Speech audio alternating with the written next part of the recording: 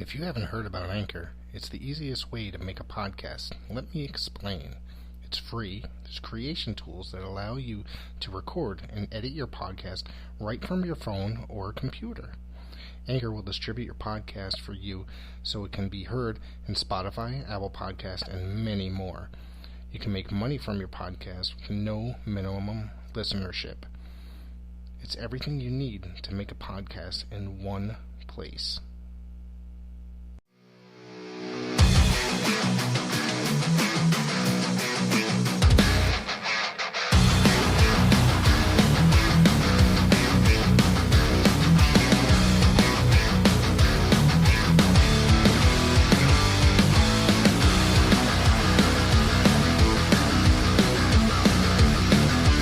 Alright everybody, and welcome back to the PWZ. We are returning tonight. This is the Professor Rick Del Santo, joining me, my favorite co-host out of everyone, the Guardian of Chaos, Big Daddy. What's going on? Professor, can you hear me? How am I coming in? I'm 20 feet below the surface of the earth, down here in the bunker of Chaos Corner, Professor. Oh, you're coming in? A-okay. Well, I appreciate you having me back on. It's been a while since I've been on PWZ. I believe this could be my fourth appearance on the PWZ with the Professor. I believe so. So I'm looking forward to it. We always have a good time when we're together chatting the world of professional wrestling. You know what, Professor? I feel like we're sitting in a pub somewhere, or a restaurant, or a bar, or maybe even in a nostalgic record store, just shooting a breeze like brothers do. I'm looking forward to it. We have a lot of information. So what do you got for the fans, Professor? Man, AEW killed it last night with their main event. The first time women had main event in an AEW show. And I got to tell you, it was incredible. Not to mention, they had a really good show underneath. Not to mention, the NWA is coming back. Of course, we're going to get into Dynamite. The opening show, I didn't catch the first match, but it was Penta and Cody Rhodes. Did you happen to see this? Well, I absolutely did. Last night, St. Patrick's Day Slam, it really was an unbelievable show. I know the ratings came out. I know that in some of the quarter-hour rankings, Professor, they went over 1 million viewers, but I believe the average last night was about 800,000, 850, according to Alvarez. The ratings just came across the timeline, and I know they did, once again, swamp NXT. So with that being said, and I also am looking forward, and you tell me, because I don't know the date, is it this weekend or next weekend that the NWA is coming back? It's this weekend. This Sunday, they come back with Back for the Attack, their pay-per-view. I have the card so far was been released, and who else is supposed to appear. And then they're doing TV tapings the 2 days following, so they're going to be returning. They signed an exclusive deal with Fight for Distribution as well. So they're offering a low-cost bundle so the fans can get their show. Well, I'm glad that NWA is back, Professor. All this Me too. It is just, I hear a lot of people talk about the market being oversaturated, or is it too much? And I guess if you're a new breed, or if you don't really like the product, you're old school, I guess maybe you think it's oversaturation. But we will virtually have, depending on what night NWA is going to go to, we could virtually have, if you count pay-per-views and special events, professional wrestling 7 nights or 6 nights a week, Professor. They're going to be returning 6:05 every Tuesday. Now, mind you, you're right. Wrestling is on every day of the week between the streaming devices, apps like Fight and IWTV and all the others. Man, I don't think, even as a height in the 80s and early 90s, there was not this much wrestling on television. This is incredible. Not even in the territory days. And I understand, right? Professor, you're a historian. I know that you personally follow every group from the major leagues down to the independents. And I consider professional wrestling to be a lot like baseball. You have your A ball, your double A, your triple A, and then the major leagues. And now fans of the PWZ, if you know the Professor, you know that he covers it all from soup to nuts. Me personally, I'm going to just break it down quickly for your fans of PWZ. I don't like that the NWA is going to be 6:05 on Tuesdays. I like the concept, but Professor, you tell me, I want to pick your brain. What about putting the tradition back to 6:05 on a Saturday night? I mean, I think that would be perfect. There's going to be a lot of competition on Tuesdays, brother. Dude, Tuesdays is loaded. Loaded. Seriously. Well, let's look at Now, it. the Day, break it down. NWA, okay? AEW Dark, Impact, and there's something else on this. I think there's something else. Anyways, man, this is incredible. Tuesdays is probably the most loaded. I mean, Wednesdays is pretty good, but also, wait, NXT is moving to Tuesdays the week after WrestleMania as well. Correct. Is that going to fare well? Is that going to fare well for Impact? That's another thing you got to think. I mean, how many people are really watching Impact to begin with? It's really hard to get the show if you're not if you don't get Access TV, because not a lot of cable systems carry that. They'll stream it on Twitch, but even then, half the time that doesn't work on my laptop. Fans could watch Impact There's on always a Twitch way. for free. Yeah. And they do a pretty damn good job of putting out on social media right while the matches are happening, so you could at least catch clips or highlights. But to your point, if you want to talk about, and I'm not even going to talk about what's on Fight TV and all the great independents that are especially in the Northeast area, because, and even down south, I mean, we could mention everything from Northeast Wrestling to SWE Fury to Great North. There's so many different great promotions. Right. But let's look at the major leagues, Professor, if you will, for a second. 7 nights a week, just about. That's just why I think NWA should go to 6:05 on Saturdays. And I'm going to reach out to Billy. And I know that you have talked to guys from the NWA podcast. Gary Horn is a friend of yours and a follower, and I know you have a lot of connections. But I think we should throw that out there for 6:05 Saturdays, just for the tradition. And there's nothing else, Professor. Right. I got to tell you, 6:05 on a Tuesday is really difficult. I'm just getting home from work most of the time. And, between driving kids to sports, all this other stuff, 6:05 is difficult for a lot of viewers. I have purchased the bundle, subscribed to the bundle package, but, it's going to be one of those things we're going to have to watch it later on in the night after the night settles down. But I am really, really looking forward to Sunday and Tuesday of the return of the NWA. Here we go, Professor. Yep. Here we go on the lineup. Mondays, this is the way it looks like it's going to break out. Mondays, you already have Monday Night Raw, which is probably, in my opinion, not to bash anyone. I'm positive. A 3-hour program.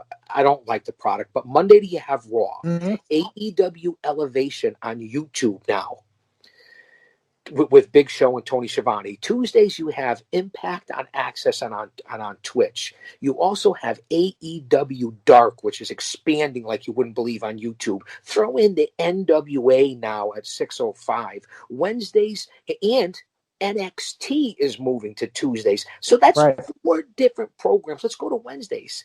You still have AEW Dynamite, which is going to dominate, but MLW Fusion is also on Wednesdays. Friday night, you have SmackDown. Saturdays and Sundays are your pay-per-views and special events. The only night that's really open is Thursday nights, okay, or you can go to a Saturday at 6:05. That's the lineup, unless I'm missing something, Professor. Tell me if I missed something in that lineup. I don't think there's necessarily anything particular on cable Thursday nights. I believe that there's, random indie streaming, such as Fight. On Fight. One of the shows we forgot to mention on Monday nights is Ring of Honor is on Fight as well at 7 o'clock. How could I have forgotten that? I mean, that's throw my hands up in the air. Ring of Honor is on Mondays because I catch it on Nessun. Fight, yeah. Okay. Yeah, well, you catch it on cable. I catch it on the Fight app on Monday nights. It streams at 7 o'clock. Okay. That show I make sure to sit down and watch every week because honestly they've been on fire lately. Ever since they've returned with the Pure tournament and they're doing just a lot of that Pure division wrestling. It's been, oh my God, it's been so good lately. And I'm a big fan of Ring of Honor as well. And I don't know how that was an oversight. So just look at all the different products. So if you think about it, if I was starting a company, if the Professor and the Guardian of Chaos were to start a professional wrestling promotion, I mean, I don't know if I would head on into the nights where there's 2 and 3 other shows for the NWA, especially it's very when hard. Billy's coming back and you've been gone for so long. You should come back and grab attention on a Thursday or Saturday. That's just my opinion. But either way, look at the wrestling out there, Professor. This is like the territory days. We're opening up from the pandemic and COVID. It's going to be an unbelievable summer. Maybe not with the government, but with professional wrestling, it will be. Some of the places, WrestleMania announced tickets go on sale tomorrow. 36% capacity in the arena. Now, tickets are probably the cheapest they've been in years. The cheapest ticket is like $36 or $35, and the most expensive I think is $250. So that's like a bargain price for WrestleMania tickets right there. And so that's going to be 36% capacity, but even still, after April, a lot of places are going to be doing full capacity events, which I think is crazy. And again, 2 nights of WrestleMania, again, 2 nights of NXT TakeOver, the Hall of Fame. There's a bunch of indie shows that are usually run around WrestleMania week. WrestleCon and stuff. There in Tampa, yeah. Correct. Listen, yeah. I have to be honest with you. I'll watch it. It's history, but I'm not liking a lot of things coming out. But to your opening here at PWZ, AEW Dynamite, and not to change the subject and get off what we were talking about in capacity and all that. Thunder Rosa and Dr. Britt Baker last night. Professor, every show started off with that, whether it was JD from New York, whether it was Don Tony or on Busted Open Radio. It was the last match. Right. It was the main event. Yeah. But give me your impressions, and we could bounce this back and forth with the fans on Thunder Rosa and Britt Baker in the main event last night. I gotta tell you, in the last year or so, how long has AEW been on? About a year and a half, television-wise? About a year and a half, Professor. She's really come into her own. She's improved greatly, especially on the microphone, because she'd come out and she wasn't that great. Thunder Rosa is on a whole nother level. She's top-level wrestler. And I didn't expect this match. It's supposed to be a lights-out match. And this match. And I didn't know really what to expect.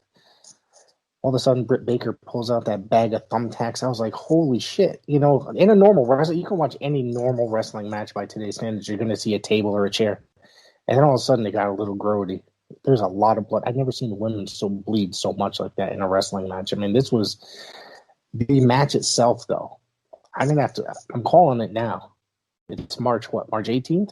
It's going to be up there for match of the year. It's going to be up there I'm telling you, that's one of the best matches I've seen so far in the last 3 months. I was amazed by it. And those two girls worked their asses off to put on what a show they put on for the fans. And in my opinion, Professor, the reason why Rosa and Baker were so good last night, first off, as you said, first ever ladies main event, lights out match, no time limit, balls count anywhere, no disqualification, unsanctioned, anything goes, whatever you want to say. And that's why Reby was such an integral part in there, coming down with the crutch, which was used in the match. And then herself took an incredible bump off that drop kick to outside onto the table. So give these ladies credit. Thunder Rosa is already an athlete from MMA, and she is the hottest commodity in female wrestling right now, perhaps in all of wrestling, male or female. They haven't given her play. There's been issues with the NWA, I guess, going back and forth, maybe even with Rosa herself for not signing a contract. But after what happened last night, and Britt Baker could possibly be one of the most improved wrestlers in AEW, what happened last night from the graveyards of Tijuana and Thunder Rosa, it was unbelievable. Different things that stuck out to me that I'd like to break down. It was a very physical match. And to see the two ladies in the crimson mask and busted open, I'm not sure if Rosa bladed. Rosa might, or Baker, I'm sorry. Baker got hit with the chair. With the ladder shot in the face. I think she was busted open the hard way. That's my opinion. Rumors have it, I wasn't there in Jacksonville, but to see the two ladies, whether they bladed or she was busted open the hard way, that was something that you don't see in this business. The WWE would never do that. And if you think about the different moves, Baker really dominated Thunder Rosa in this match, if you break it down, Professor. For a while, yeah. And then I mean, she opened up hot. I mean, Baker was all over. Yeah. And she's really improved. I mean, as in ring, on mic, this match was just incredible. And then did you see the rolling around in the thumbtacks? I was just like, I hadn't seen something like that in probably 30 years. You know what I mean? It's been a long time. Well, I don't watch deathmatch stuff really anymore. Like that stuff that was pretty hot in the early to mid '90s with Terry Funk and Mick Foley and stuff. By the way, Mick Foley approved of the match. By the way, I don't know if you saw that on social media. He was watching and gave it a thumbs up, so that he liked it. Well, it was different for sure. It caught everyone's attention. Yep. I've been involved as a manager in several hardcore matches, thumbtacks, barbed wire, fire, the top rope suplex. With Thunder Rosa, with Baker onto the ladder and onto the chairs. It was unbelievable maneuver. What those ladies pulled off and what they did last night, they didn't have to work that hard. Yeah. It really was incredible. If I go through my notes, even the face stomp that Britt Baker gave to Thunder Rosa on the steel chair, she sold that like you wouldn't believe. Into the stands, the chair shots. It reminded me of an old school ECW match. And for the ladies to do this was groundbreaking. And I usually don't. You and I have been talking now for a handful of years, Professor, about women's wrestling, intergender wrestling, transgender wrestling, every different thing. And we've talked about what we like, what we don't like. And to see that last night, I was proud. And you know what? And I'm going to rub a lot of people the wrong way. I'm glad there was not really any outside interference except for Reby. And you know who I'm glad more than anything that didn't show up? Vicky Guerrero and Nyla Rose. Last night, I saw two female competitors that were put on female grapplers that put on an unbelievable matchup, which was fair and square, mano a mano, so to speak, with no interference and no Nyla Rose. Hey, listen, it's a touchy subject, especially here in high school sports, scholastic sports, the NCAA, about transgender and this or that. And I'm going to come right out and say it. I don't care if anyone comes at me or gives me any heat about it. That's the way I feel about it. You're ruining a lot of people's lives by having this. Make it a separate division. I'm not telling anyone what to do. I'm not judging anyone. I'm not doing any of the above. Live and let live. I'm all for equality. Listen, I get it. Put it in a separate division. Make a division. You have female division, male division. You have different intergender things. Have a transgender division. If I'm speaking out of place here, I really don't care. It's just not fair if you're going to do it. So I was glad more than that to see two legit female grapplers do what they did last night. And if I offended anyone, I'm not apologizing because I'm not attacking anybody. Hey, I tell it like it is, Professor. This I do know. Anyways, it ended up just being match of the night. It started off strong. And I mean, the main event just took over, and it was a great long wait for that 2 hours to get to that event. We'll talk about intergender wrestling another time. I'd like to do a whole nother episode. No, that was just a quick soap here because I could do a whole. I don't with the ladies. I know there's a lot of people that are fans of it. I don't get it personally. It's not my thing that I like. I'm not trying to offend anybody, but it's a very touchy subject in the world of professional wrestling for some reason, and I don't get it. But maybe I don't know. I just don't. Listen, I don't think Professor, it's it's not that I don't get it. I get it. Everyone wants to be who they want to be, and I'm not here to rain on that. And that's all well and good. Live and let live. I love everybody. Everyone deserves to live the life they want to be, and that's what America and the freedom's all about. And I know we're getting off on the subject here, but when it comes to what's right and fair, that's what I'm talking about. Well, one of the things I want to say is I've thought about intergender wrestling. It's like, intergender. Now, I don't mind. I thought we were talking about the whole Taylor Rose thing. Yeah. Intergender, I don't mind. It depends on the source. Right. You got to look back. That's like a huge hot thing. Are you there? Or are you frozen? Yeah, I'm right here, Professor. Okay. One of the things that I say is I've been thinking about this. It's a really big thing on the independent circuit. Now WWE is supposed to be doing it this Sunday at Fastlane. Who knows if that's actually going to happen, though, because it could be just a way to ruse the fans and for the Fiend to come back. Were they the first group to do it, intergender wrestling, back in the day with Chyna and Chris Jericho? Or did anything like that happen prior? Because I thought about that. I was like, they could have very well been the first group to do it. I don't know for certain, but at the same time, that was a whole different level. China was on a whole different level than a lot of these people that are. Absolutely. She's in a these Hall of matches. Famer. She's a groundbreaker. She's a pioneer. It definitely was one of the first times that intergender went mainstream, and she was the lady to do it. I mean, there's no two ways about it. To go back into history, that would be something that would be really interesting. We know where a lot of the intergender came from to begin with, and that's the legendary Andy Kaufman, who started that years ago back in the 80s Too, yeah. South with Jerry King Lawler. Yeah. And that whole work. But as far as legit, I mean, there's no two ways about it. China was the pioneer. But that's a great question, Professor. Listen, you're the historian. You should know this, whether Mae Young or Moolah. I'm sure they did. The Andy Kaufman thing I always thought was just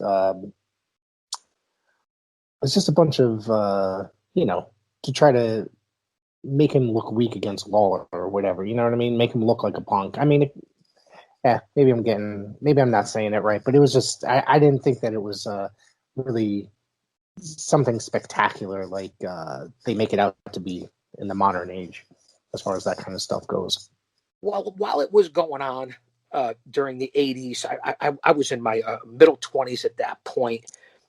I remember it like yesterday, and especially when Kaufman and Lawler were on David Letterman. I was a huge Letterman fan. I remember not being a big fan of it, Professor, back then while it was happening. But I look back now on historical point of it and what it did. And for you know that you and I are a little different in certain things. You like it pure in the ring, which I love also. But I am big, as you well know, and as you can see, with the entertainment value also of pro wrestling, whether it be watching Tuesday Night Titans back in the day, all the different TV shows that Vince McMahon had on, vignettes, promos. I'm big on that because I think that's half the business, maybe 2/3, besides the physical part of performing in the ring. Well, that's the way to help get the guys over, attract people to the crowd, or the crowd to the arenas, is the vignettes and all this other stuff. You get what I'm saying? And try to help get the guys over. So I understand all that business. Excuse me. But it's just, when it comes down to it, I'm definitely like an in-ring guy, and I like the more technical style. When I was younger, of course, I just watched anything, and it was crazy, but then it got overdone. You know what I mean? All the hardcore stuff and all that. ECW became, everybody tried to copy ECW basically, and then so there was nothing special anymore about that kind of style. Well, I'm going to give you my opinion.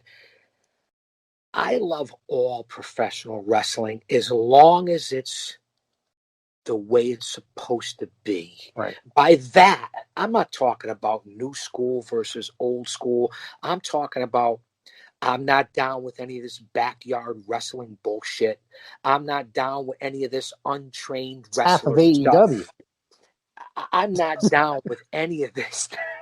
I'm not down with half of AEW is backyarders, according to Cornette. Professor Rick, are you hating on AEW right now? Oh, I don't. I want people AEW. to look the part.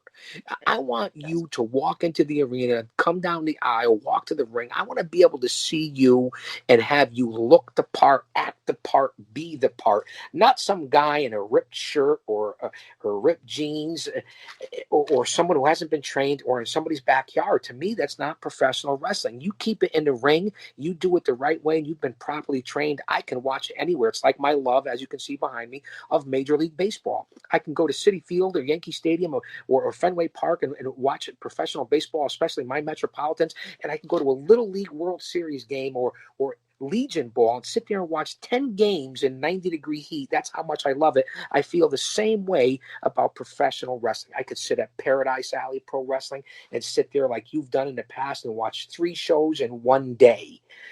That's how much I love professional wrestling if it's done the right way as baseball. And as you can see, my new podcast, The Mets Report, here in Chaos Corner. I want you fans to check it out. But that's how I feel about it, Professor. Where can they find that podcast? On YouTube? On the Guardian of Chaos YouTube channel, and on Instagram, all my social media, you can find. We just did the debut episode following the 2021 New York Metropolitans. I'm a 45-year loyalist. I do my homework. I have some connections. We have expanded not just pro wrestling, which is my number one love, dedication, and passion. Number two is pro wrestling. Well, after my wife and my kids, they'll get pissed if I don't say that. Well, I gotta say that, right? I gotta say that. I love professional wrestling. It's going to be an interesting. Are you a baseball man, Professor? Boston Red Sox, but the last couple of years, man. Yeah, I have been since I was a little kid. It was one of those things where my father's side of the family was just. It's funny because my father's side of the family was all Red Sox fan. My mother's side was all Yankees fan, being the Italian American family. So, but I spent a lot of time at my father's side, and that's how I ended up falling in love with the mid to late 80s Red Sox. That freaking incredible team that they had back then. So I still follow maybe one day we can not sit so down much. and break down the 1986 World Series Mets and the Red Sox. That might be a sore spot. No, I've had 35 years to get over it. So whatever. Well, and not only that, Professor, the Red Sox have certainly come back and created quite the dynasty in the 2000s. Yes. I mean, holy jeez. They've had some incredible games, some incredible teams there. Is this a pro wrestling podcast? Have we talked anything about AEW? It was. I think we talked about the main event last night and the NWA, and that was about all we did. Well, to finish off the main event, again, Baker with the top rope and the pile driver that Thunder Rosa gave her off the top rope through the table to finish off the match. That was incredible. Roll her up for the pin, and Rosa wins. I mean, what an incredible bout last night. I could talk about this match for another 10 or 15 minutes with all the different back and forth. She pinned her outside the ring. One of the things I was thinking of today, and it hit me like midday afternoon, a lot of people are giving the NWA trouble saying that they don't have a roster or it's a depleted roster. There's only so many people left over. So a lot of guys honestly left. Eli Drake went over to NXT. James Stormer's back in TNA Impact or whatever. So one of the things is that what happens if Britt Baker crosses over and shows up on Sunday afternoon at the NWA pay-per-view? I would not be against that. I mean, the NWA talent that is still contracted with them have been working everywhere. If you noticed, Trevor Murdoch just defended the national title at the SWE Fury show recently as well. I'm a big SWE Fury fan. I do like what they're doing down there in SWE. Oh, it's incredible. Also, speaking of the NWA, I think that maybe if Billy has been letting Thunder Rosa and you see the different people that have gone to different organizations, what do you think? Speaking of NWA, what do you think of LA Knight and what Eli Drake is doing at NXT? The guy's incredible. I've always thought since his Impact days, even he actually started out in was a Championship Wrestling from Hollywood, which was an NWA territory for a while in the earlier 2000s when they started up. That guy's incredible. He's the greatest character in professional wrestling. He's definitely up there as one of the greatest characters. He can talk. He can control the crowd with the mic. He's funny. He's just, I don't know, man. I like that guy a lot. I'm glad that he's showed up in NXT because if anything, that guy deserves to be in the national spotlight. That guy's just incredible. I wasn't a huge fan of his to begin with, but he grew on me as Eli Drake. It took me a while. TNA and then NWA. He really is an unbelievable talent. We'll see how he transitions to NXT. There's been a lot of different talent jumping groups, as we've seen. Even Taya Valkyrie's going from Impact over to the NXT. She's unbelievable. I even hear Jordan Grace. Her contract's up next month. Yeah, I don't know about that. I don't know if she's going to go to NXT. No, it's very possible. But she also said that I just read in an interview, I think yesterday or today, that she said that she thinks Impact's women's division is way better than WWE's, and that they really concentrate on women's wrestling in Impact. So Who knows? I mean, she could resign or she can go to AEW. Either way, whatever company lands her, they're going to be a lucky company because she's. If I'm she's Tony Khan, I throw everything but the kitchen sink to get Jordan Grace. That's just, and if she stays at Impact, listen, Impact, I get it. They don't have a major deal. But they're getting the rub right now from New Japan, from AEW, like you said, from NWA. I like that these groups are all merging together. You see that Rich Swann, I know we're bouncing all over the place. Maybe you should title this News, Notes, and Rumors. Rich Swann beat Moose, which I didn't agree with. Shocked. I was stunned. And now Swann is going to face Omega on April 24th. We could talk about that briefly because I wanted to get this out on an episode. The match was incredible. I think Moose is a really great worker. The guy has come a long way. He really has in the last year or so. Rich Swann is not to take anything away from him. He's going to go out there. He's going to put on a great match with Kenny Omega. But I just don't think he has that star power to go in there with Kenny Omega. That's just my personal opinion. I think he's a great worker and they're going to have a good match. It's just not that star power for people to care enough. Well, I'll say that to say this, Professor.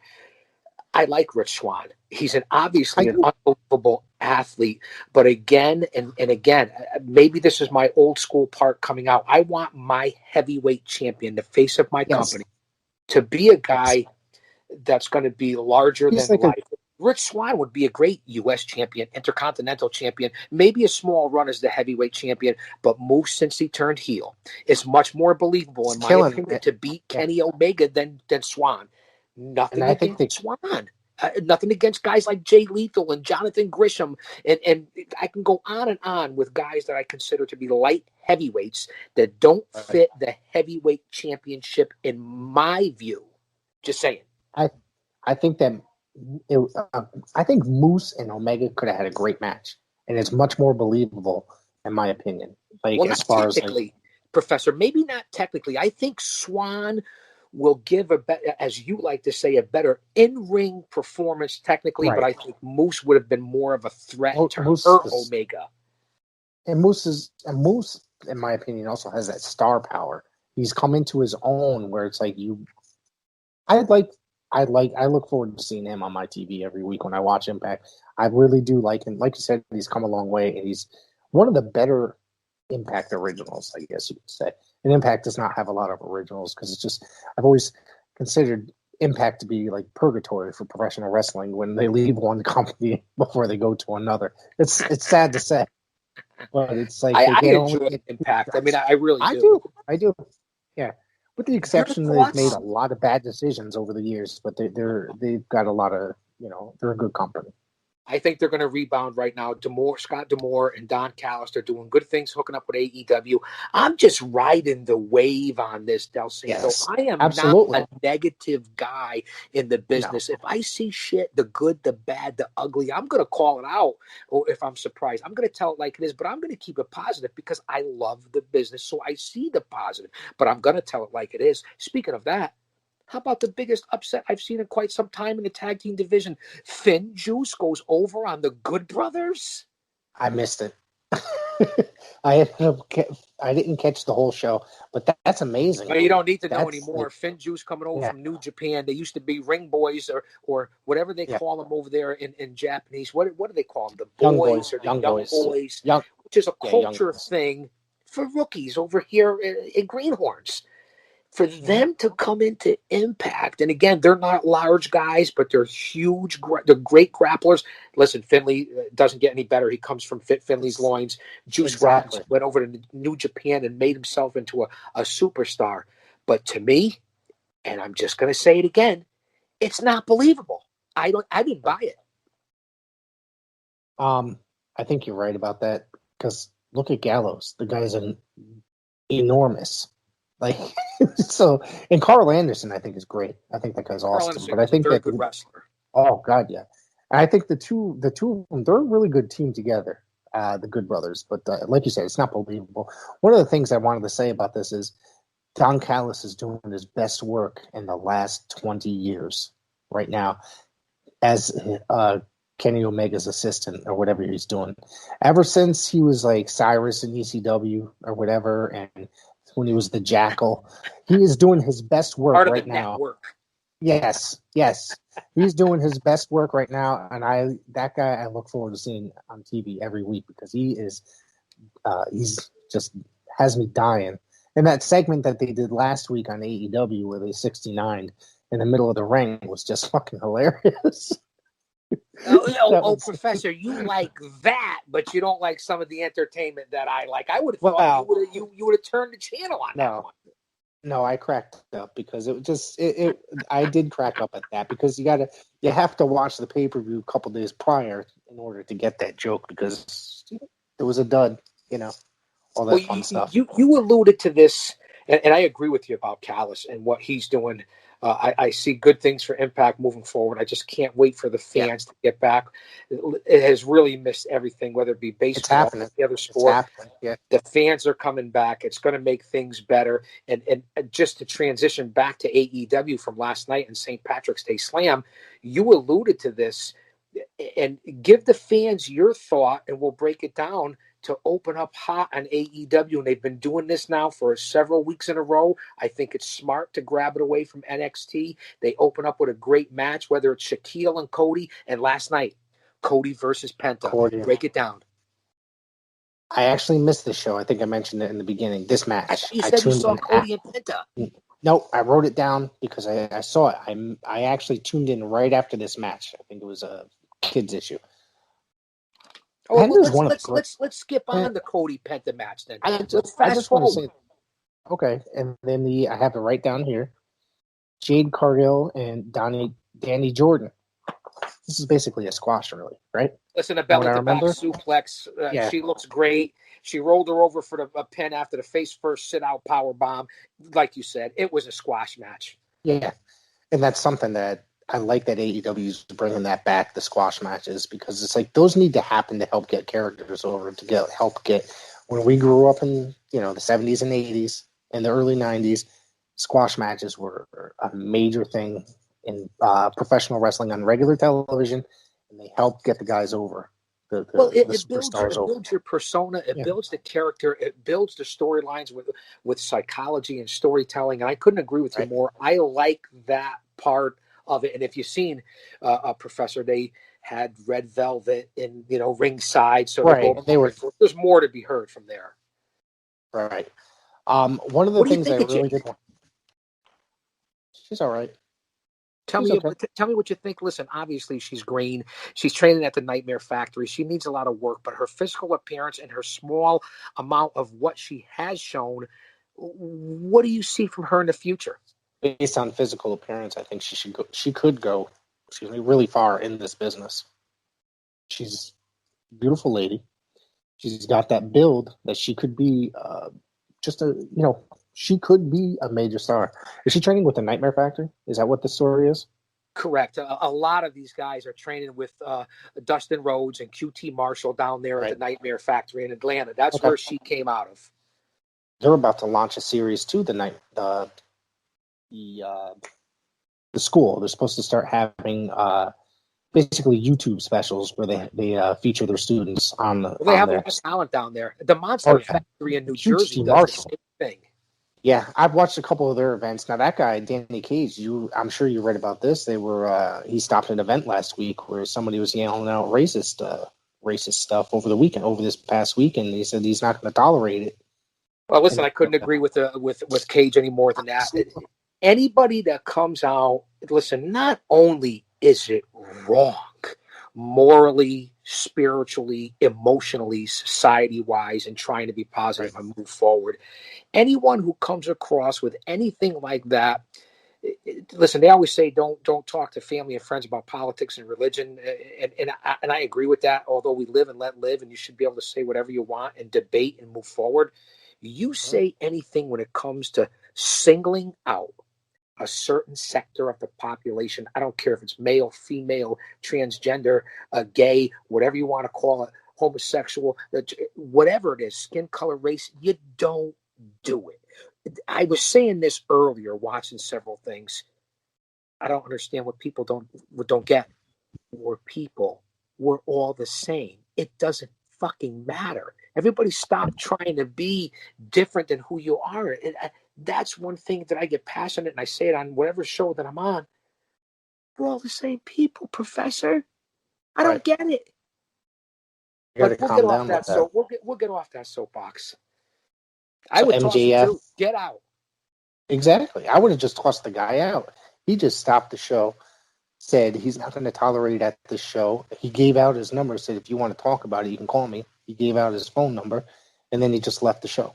He let Well, the there's show a difference commence. between telling someone, "Hey, listen, dude, we're not going to tolerate any sort of a language, and you'll follow our rules here. We're not going to tolerate that." And then there's a difference between cancel culture, because I don't agree with that bullshit. Cancel culture. Someone's like that. That's You a whole address nother episode. that person, right? You address that person. That's Don't ruin it for everybody else. It's just like Right. don't paint any one person or any one race, color, creed, or culture with one broad stroke, because there's good and bad and everything. You address that person individually. I say that's just me, Rick. They're bringing in this, and I'm just going to say this before we Say it.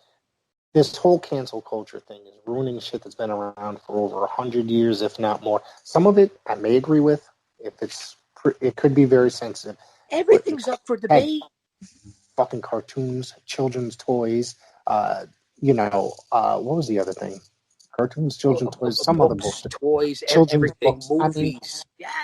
People. I mean, ways of life. It's just great. I could see if it's not so sensitive, because it was different. I mean, don't forget, there's also different times, things were different. But books that I grew up with, Dr. Seuss, Pepe Le Pew, because he's rapey. I mean, come on, it's a cartoon. Yosemite Sam. You got the same dude in WWE doing the same thing. Was it the Angel Garza?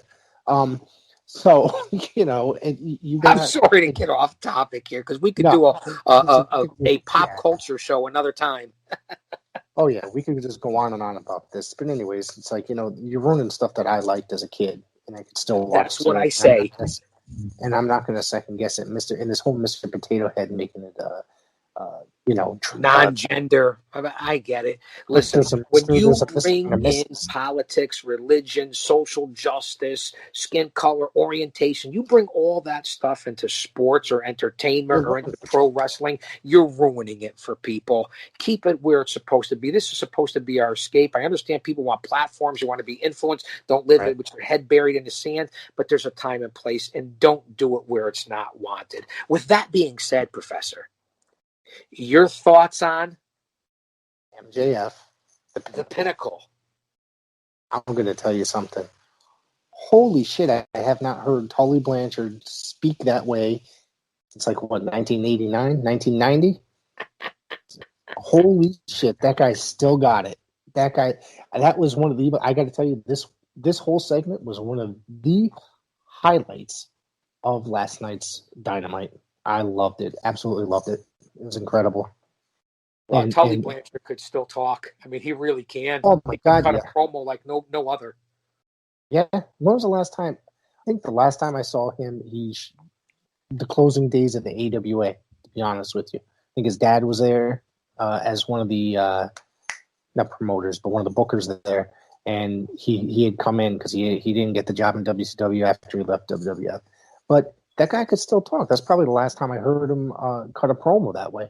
And MJF, that dude's on fire, man. What I like, this is what I took out of it. What I like is that if you remember back to the Four Horsemen, Ric Flair would take the mic. He was the main guy. We knew he was the guy.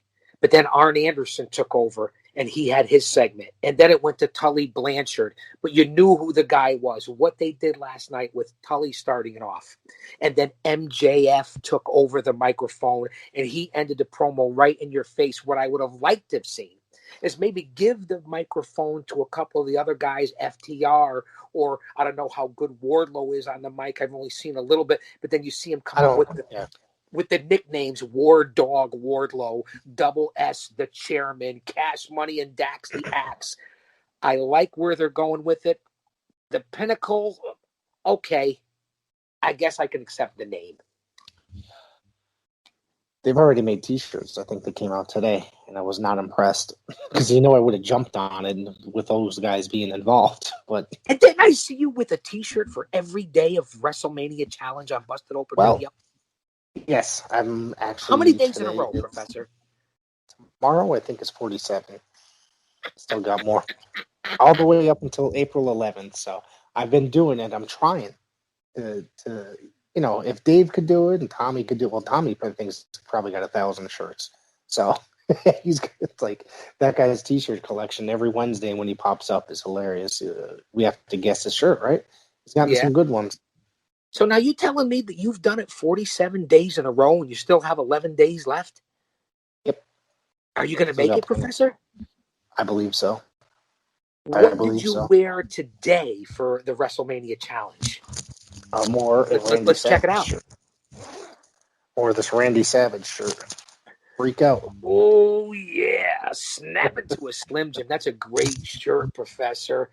I am not wearing a WrestleMania challenge shirt, but I am wearing, and you can see the logo, new website, new branding, same great product, and that would be my buddy, Mr. Hempel-Stillskin over at sweetheel.com. And if you're not following Sweet Heel CBD for all your CBD needs on Sweet Heel, I don't know what you're doing. Mr. Hempel-Stillskin here on the PWZ, sweetheel.com.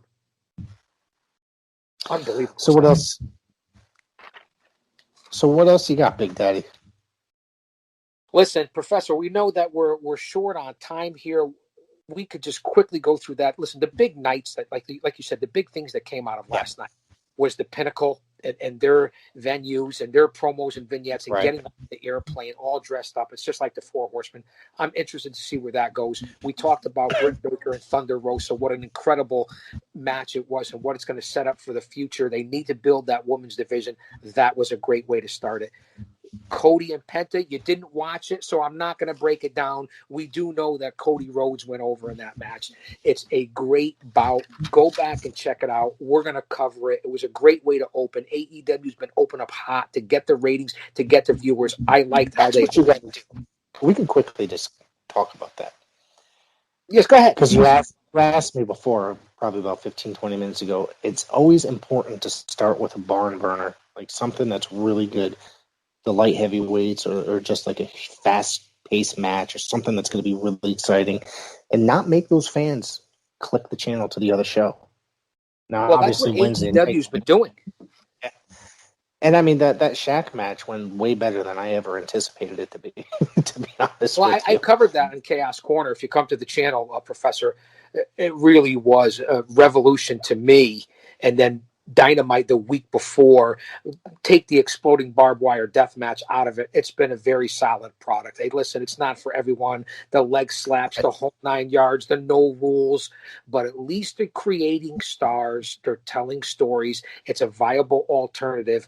And listen, I like it. And speaking of that, the next WWE guy that jumped over, give me your thoughts, Professor. Give the fans your thoughts on a guy that I've happened to know personally, not like friends, but worked with in the locker rooms, been together before. What a beautiful picture of the NWA World Heavyweight title. And that would be one Christian Cage. Was one at that one time. I was one of his peeps, Professor. I didn't have a chance to meet him at a Northeast show when he was the NWA champion. He had his belt with him. Smart guy, Professor. Yeah, nice guy, dude. But I got to tell you, that did not overly excite me. Good for him, though, because they really hyped it up like it was going to be a shocker. And, I mean, he was in the Rumble, January? I thought that he was coming back. And he was. Did they not make a contract? Obviously, did they not make him a full offer to come back, or did it just not work out? Well, from what I understand, they weren't going to use him the way he wanted to walk out. A lot of people want to walk out on their terms, which doesn't happen in the business for the most part. But why do you think the Big Show, Paul White, went over to AEW, and then they add all ego Ethan Page, and you bring in Christian Cage? They added 3 strong guys to the roster that are veterans. Ethan Page is undervalued, and Christian Cage, in my opinion, hey, listen, he wasn't CM Punk, he wasn't Brock Lesnar, but he's a fucking Hall of Famer, Professor. It's my opinion. Christian Cage, like I said, it was a little underwhelming, but good for him because he could go there, teach a lot of these young guys out. You know, he'll definitely give them that proverbial rub that we always talk about. You know what I mean? Because he's been in the business probably 30 years, right? He's been around forever. The guy could work his ass off. So, Well, you he know, hasn't I been think it's around. good for him. It's been 7 years, Professor. It's been 7 years. 7 years. So good for him. Ultimately, it's something that he deserves. He wanted to come back, and you know the option wasn't as good where he was. Paul White, I didn't get to discuss this on the show at all. I thought he was going to be a lifer. I really honestly thought he was going to be a WWE lifer, and that shocked me more than anything that he jumped. And then I started reading the news, like that he, you know, some of the offers that they were making him were just ridiculously low compared to his previous offers. So he just said fuck it and just left. I don't know exactly how he got in touch with them or reached out to anybody, but you know, good for him too. Because if that's something, if you're going to be disrespected by your company, especially somebody that guy's gone in there and did anything he's been asked since 1999 or 1998, and then you kind of get shit on when you're going to renegotiate your contract or negotiate a new contract, it's time to walk. So good for him if he's getting what he deserves or what he feels that he deserves. Well, I think it was a good move by Paul White. And if you listen to Elevation, again, because I got a chance to go back and listen to it, he's not bad in the booth really either. Good. For his first time, yeah, he was really good. He was really good. I was surprised. I didn't watch the whole thing. By the way, that match, the opening match, Danny Limelight and Jungle Boy, man, was that a great match. That was a really good match. So I just wanted to get that out. Well, listen, it's your show. It's PWZ. Yeah. Now, let me ask you this question. Your thoughts on what came next on Dynamite on St. Patrick's Day Slam. Did you see Moxley and Kingston against the Good Brothers? I did.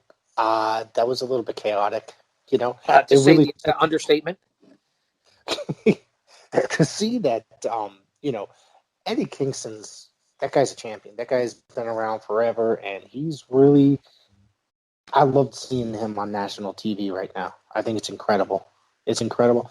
The fact that he's like, he had his ass whooped. He's like, help me, get me back in the ring, trying to get himself back up in the ring so he didn't care that he was crippled. He just wanted to get back in there and fight. I really like what they're doing with the Moxley Kingston as a team. I don't know if they're getting, you think they're going to get it so it's going to end up being a swerve at some point down the road? Or are they just going to be brothers? Well, that's the one thing that I'll say about AEW when it comes to the storytelling and the psychology. Sometimes they'll catch you off guard. I like what they're doing with Moxley and Kingston. They were allies, foes. Now they're friends. Neither one of them are the greatest workers in the ring, but what they do have, Moxley and Kingston, is emotion, passion. They connect with the people. They're relatable. I like where they're going. They'll probably end up turning on each other again. They're not a true tag team, but I like that they're helping each other out as boys from the hood, so to speak. They know each other. But what does that say about the Good Brothers? They go from back-to-back nights. They lose to a Moxley and Kingston, who are not a true tag team. And listen, I get it. Mox inside cradle on Anderson there was a lot of people in the ring, double team moves, the whole 9 yards. The Good Brothers dominated. They look strong, but they go from losing to a team that's not really a team, and then losing to FinJuice, the tag team titles. So the Good Guys Brothers are like a quarter. impact. Yeah. And then all the stuff that may be going on with the Bullet Club and maybe the Young Bucks, that was on Dynamite last night. They may be turning. And if Gorillas of Destiny ever show up, it's all over, baby. And that's what I'm calling it now. I'm calling it now. I think they're going to come in. At first, you thought that it was just kind of like, I couldn't tell if that was legit heat between the whole Bullet Club thing, the inner Bullet Club thing. But now I'm convinced that Gorilla's Destiny are definitely going to come in. It's just once certain guys started showing up in AEW that I'm convinced, and I would love to see. It's only a matter of time when that thing happens. It's going to be amazing when they come in, and I think it's just going to be a whole nother level of awesomeness in AEW when that happens. Well, not only that, if Omega can get away from the female Japanese stars, with the exception of a few of them, and bring over guys like they were, like Kenta, and get Jeff Cobb. Could you imagine if they bring Jeff Cobb over and different guys like Ibushi and Kenta and Sonata? I mean, come on. We can really use those guys. Jeff Cobb wrestled, one match in AEW? Right? Two matches, I believe so. He came in as a special enforcer for the Inner Circle, and then wrestled the match like a week later, and then all of a sudden the world shut down and he was gone. That's a guy that I want to see in AEW, on my TV, because that guy could go far in that company. He really could.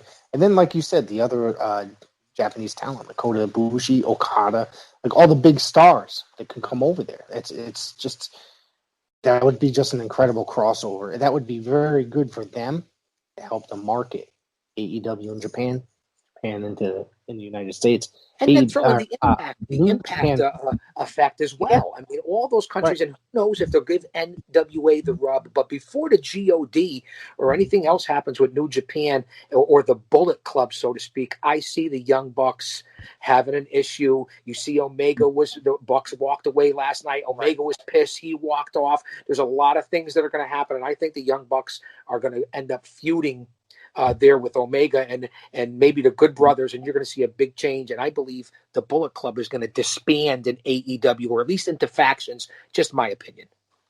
Yeah, I think that's definitely going to happen. They've been leading up to it, or is it just going to be a swerve? That's the other thing. Or is that just going to be swerves in AEW? There is, because it's like they're building something up, and maybe they're just going to be like, oh, they're just going to join forces. You know what I mean? It's very possible, and then maybe that's when Guerrillas of Destiny will show up. Who knows? There's just This so is what much I really wanted to ask you, Professor. I really wanted to get to this so we don't run over time, because I know you're on a tight schedule here at PWZ, and this is like my third show of the day. What I want to get your take on, and a couple of fans that I reached out to that knew I was going to be on your show tonight, they asked me to ask you your thoughts on the whole Sting and Darby Allin and Team Taz angle, even the cinematic match, and what you saw last night on Dynamite. I don't know how I feel about the cinematic stuff. It's not great. It's not realistic, a lot of it. That one was okay. Because they can edit it. You're working with a guy that's, 62 years old? Sting? Yeah, 61 right? Or 62. Darby Allin was responsible for most of that match creatively. Exactly. You know that. Yeah, so they could edit it. So he can really technically go in there and do a couple moves, and then they can edit it and make it look, pretty good for Sting's part. Excuse me. So I didn't mind that match like I've minded a lot of cinematic matches. Some of them just really get on my nerves, but that one was pretty decent for what it was. I like the team of Sting and Darby. I thought, obviously, did you have a chance to work with Darby when he was worked Evolve, or no? No, but we were in the locker rooms. I got a chance to talk to Keith Lee, Darby Allin, and all the guys when it was Evolve 95, which was the Evolve Paradise Alley Pro Wrestling Super Show. Evolve 95, where Darby Allin got up on top of the backboard there in the gym at JMMS and leapt onto all the guys, Darby Allin, and just being in that locker room back then. And every one of those guys has gone on to AEW or NXT back from Evolve Paradise 95. You could see the hunger. You could see what they wanted. You knew these guys were going to be future stars. And that's incredible. What I see coming out of that, do you think you see that Cage paid homage to Sting last night? Do you think Cage is going to turn? I see that happening, and maybe. Well, he just walked away from him. Yes, he walked away from him, so it has a lot of fans wondering: is that his face turn right there? It's very possible, because I was very confused. I was like, "Shit!" Like, either way, he's a good heel and he's a good baby face, so he could pretty much. Obviously, he was the champion over an Impact. It's a baby face, and he was pretty good at it too. So I'm just really I was pretty much shit, saying, hey, this could be really awesome if he's turning babyface. But is it too soon? That's the thing. I liked him and Taz together. And when they were just the two of them, I really liked them together.